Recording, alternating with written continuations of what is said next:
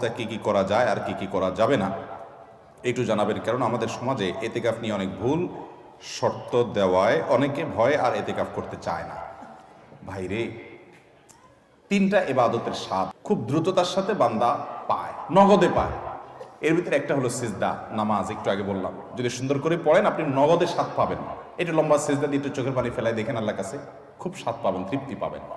আরেকটা হলো এতেকাফ। এতেকাফ, সুবহানাল্লাহ, এর স্বাদ যে পাইছে তাকে আর কেউ বেঁধে রাখতে পারবে না।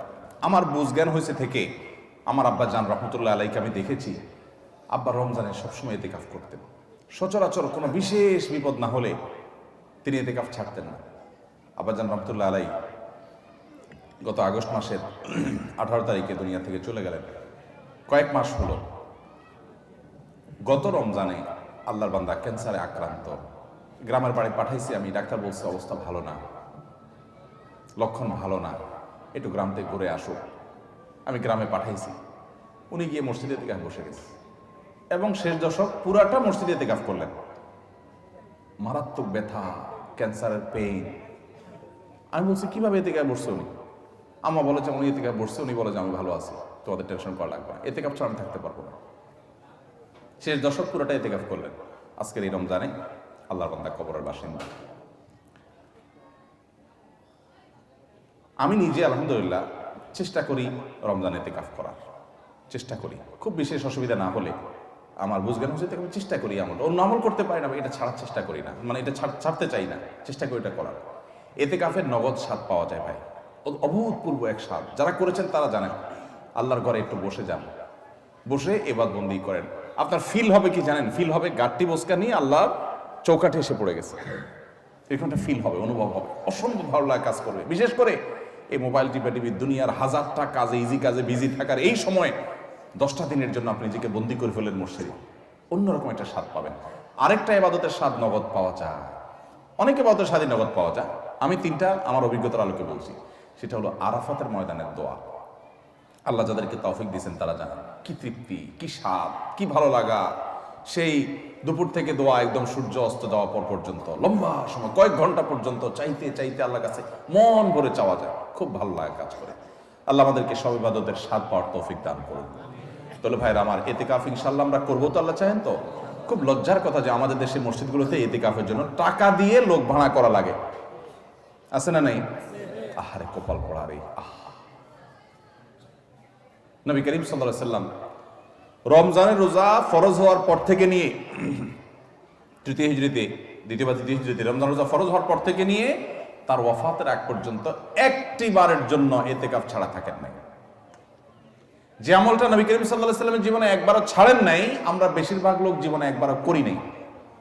হাত তোলেন দেখি কারা কারা এতেকাফ করছেন মসজিদ 10 দিন রমজানের শেষ 10 দিন ফুল এতেকাফ করছেন, জীবনে একবার হলেও করছেন। যারা হাত তোলেন দেখেন কয়টা হাত উঠছে, গোনা যাবে না।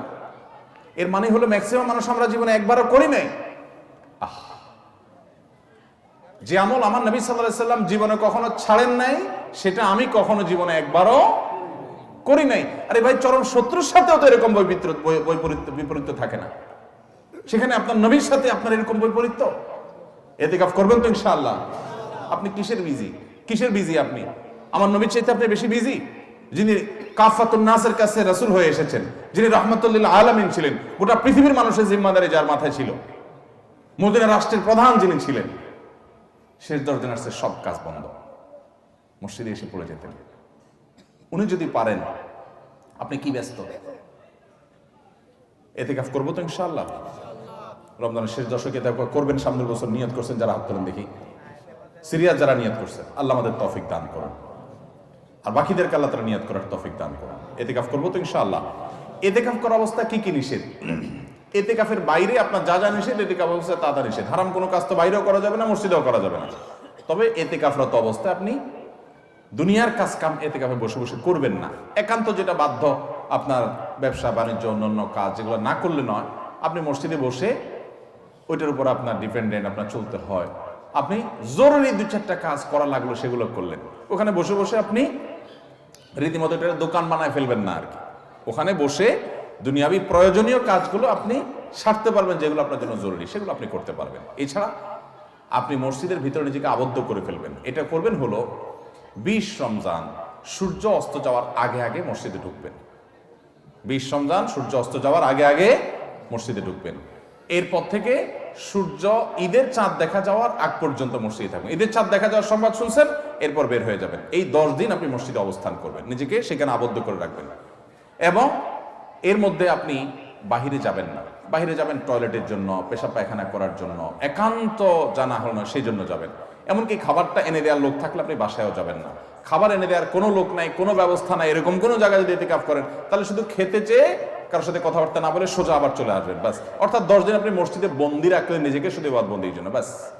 এই হলো ইতিকাফ।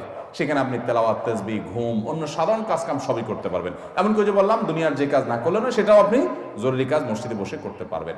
বাইরে যে দোকানদারি করতে পারবেন না 10 দিনের জন্য। করবো তো ইনশাআল্লাহ। ইতিকাফের ফজিলত হলো নবী করিম সাল্লাল্লাহু আলাইহি ওয়াসাল্লাম জীবনে কখনো ছাড়েন না। আল্লাহ আমাদেরকে আমলটা